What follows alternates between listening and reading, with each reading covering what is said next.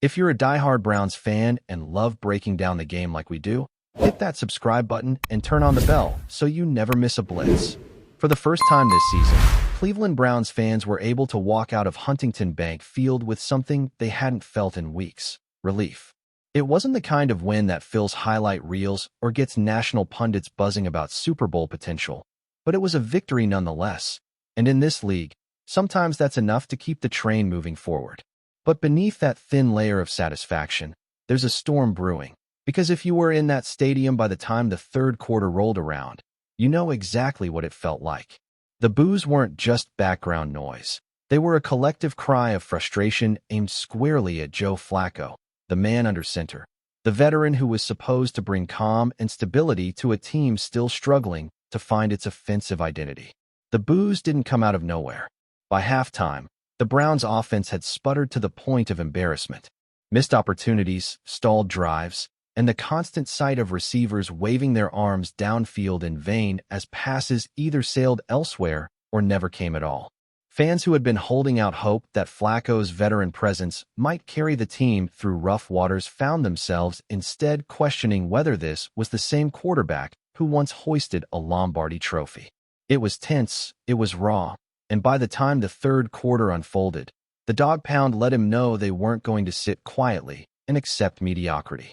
And yet, here's the strange thing about football.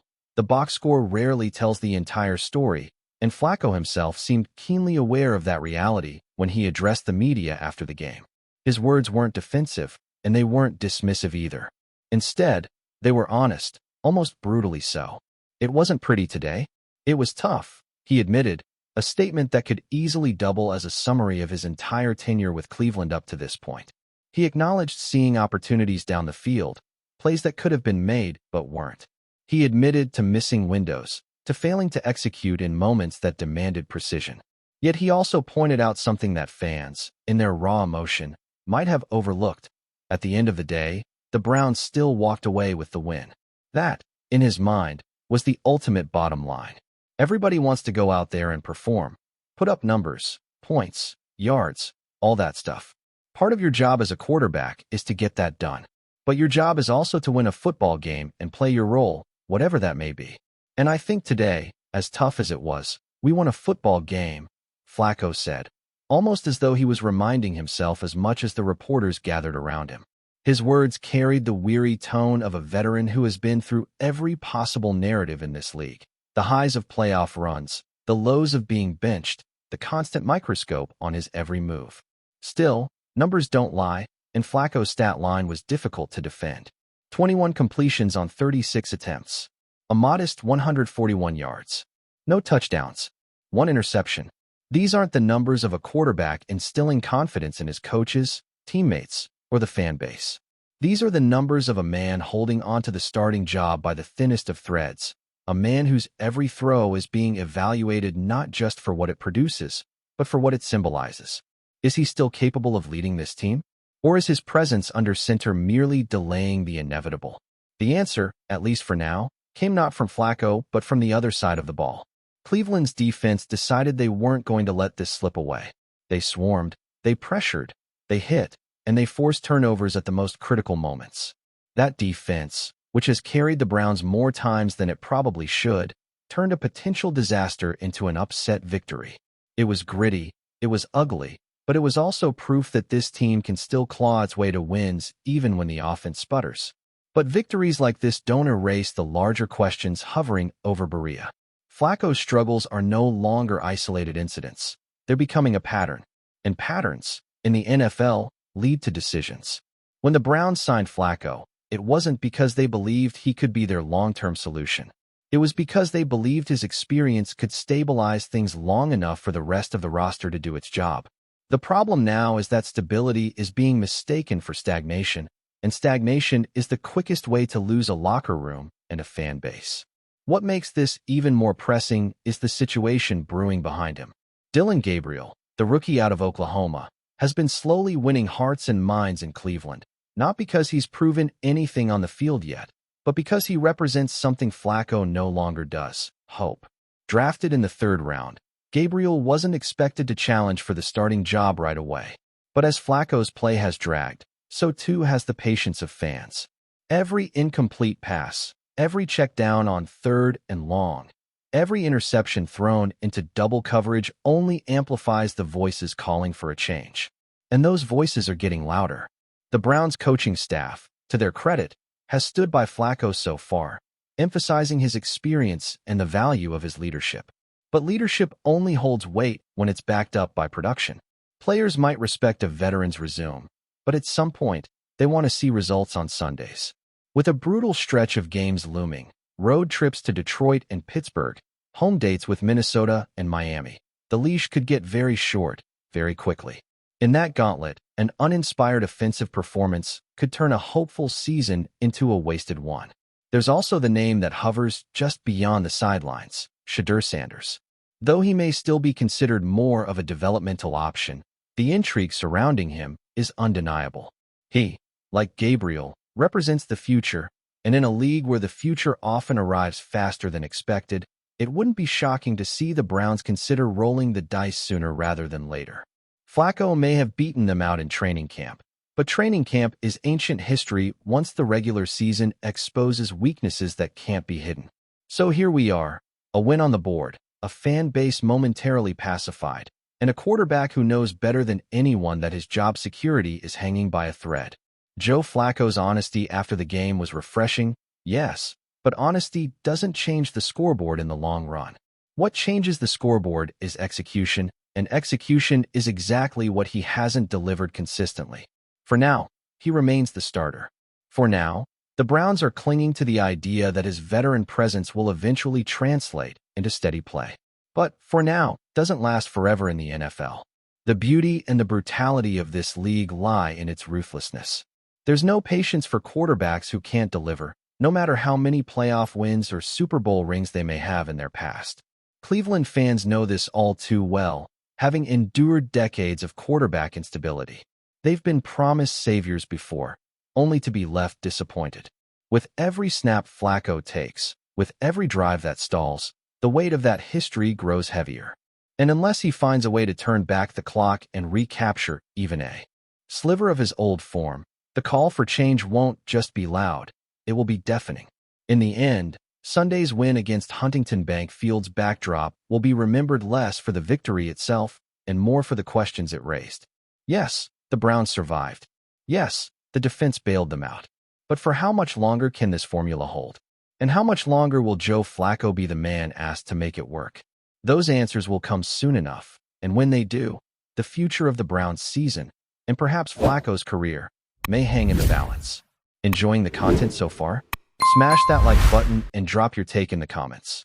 We want to hear what you think about the Browns this season. The NFL world never sleeps, and when whispers start to spread about a coach bidding farewell to a young quarterback, the entire football community leans in to listen. That's exactly what happened this week when murmurs surfaced that Kevin Stefanski, head coach of the Cleveland Browns, was overheard saying his goodbyes to SHEDEUR Sanders with the words, "Good luck in Pittsburgh, good luck with the Steelers." Now, it's important to emphasize that nothing has been made official, nothing has been formally announced, but the timing and the weight of such a comment have set the rumor mill ablaze.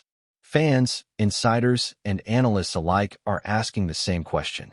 Did Stefanski just give away one of the league's next blockbuster moves? The connection between SHEDEUR Sanders and the NFL has been the subject of endless speculation over the past year. As the son of Deion Sanders, the legendary two-sport athlete and current Colorado head coach, SHEDEUR carries a last name that already commands attention, but he has also built his own identity with poise, accuracy, and leadership on the field. Scouts have praised his ability to read defenses, his composure in the pocket, and his knack for making big plays when it matters most. All of that made him one of the most intriguing quarterback prospects available, and now the whispers suggest that the Steelers may have pulled the trigger to bring him into their building. Stefanski's farewell only adds fuel to the fire, hinting that this young quarterback might indeed be suiting up in black and gold. If there is truth to this rumor, it would represent a major turning point for the Pittsburgh Steelers. For years, the franchise has been searching for its next cornerstone at quarterback after the retirement of Ben Roethlisberger. Attempts to fill the void have seen ups and downs, with Kenny Pickett showing flashes, but not consistently convincing fans and critics that he can be the long-term solution. Bringing in SHEDEUR Sanders could signal a bold new direction for a franchise that prides itself on stability and competitiveness. The Steelers aren't known for dramatic moves or risky experiments, but perhaps this is their way of signaling that they refuse to stay stuck in mediocrity. STEFANSKI's slip, if it was indeed genuine, suggests that something has already been set in motion. Of course, the emotional angle here cannot be ignored. Coaches and players develop bonds, even when they aren't directly tied to one another on the same team. STEFANSKI's words, "Good luck in Pittsburgh," sound like a mentor's send-off, an acknowledgement that SHEDEUR is ready for the next step, even if that step takes him to a rival franchise. Cleveland and Pittsburgh, after all, share one of the fiercest rivalries in the league. The thought of STEFANSKI, head coach of the Browns, wishing success to a quarterback who might soon be wearing a Steelers helmet is almost unthinkable for some fans. Yet, football often operates on relationships and mutual respect, transcending even the most heated divisional battles. STEFANSKI's comment reveals both admiration for SHEDEUR and acceptance that the NFL is about to witness a new chapter. From a media perspective, this story has exploded into one of those irresistible NFL narratives.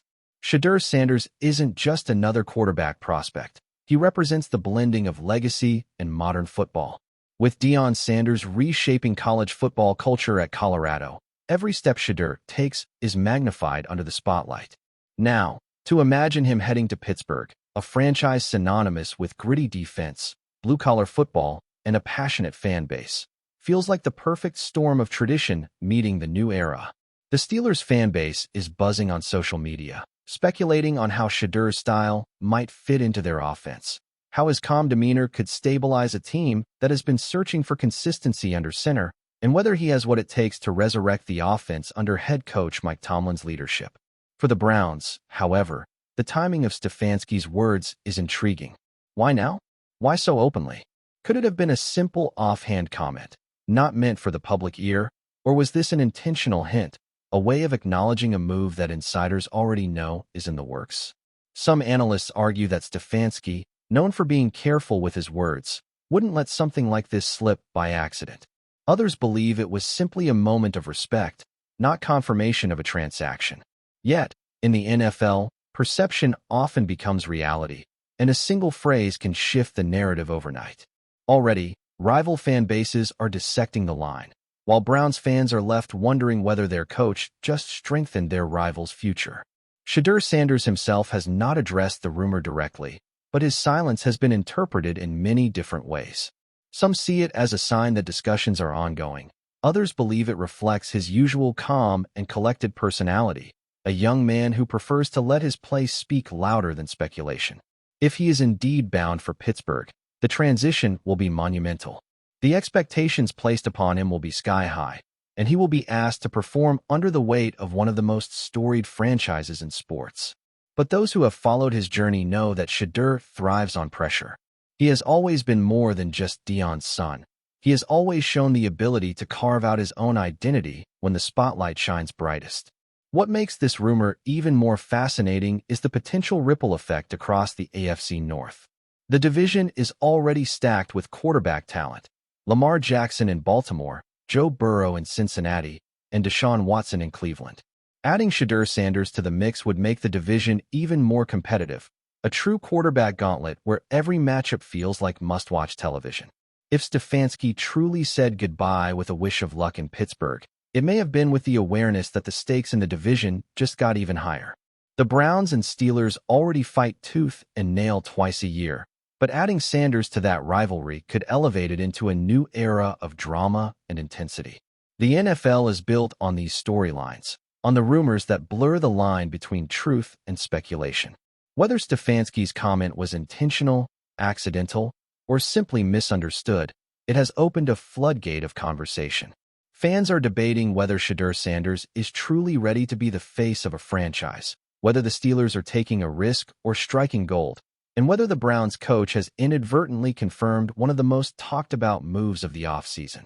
In the end, the beauty of the NFL lies in these moments of uncertainty, where every whisper can spark hope, doubt, or excitement.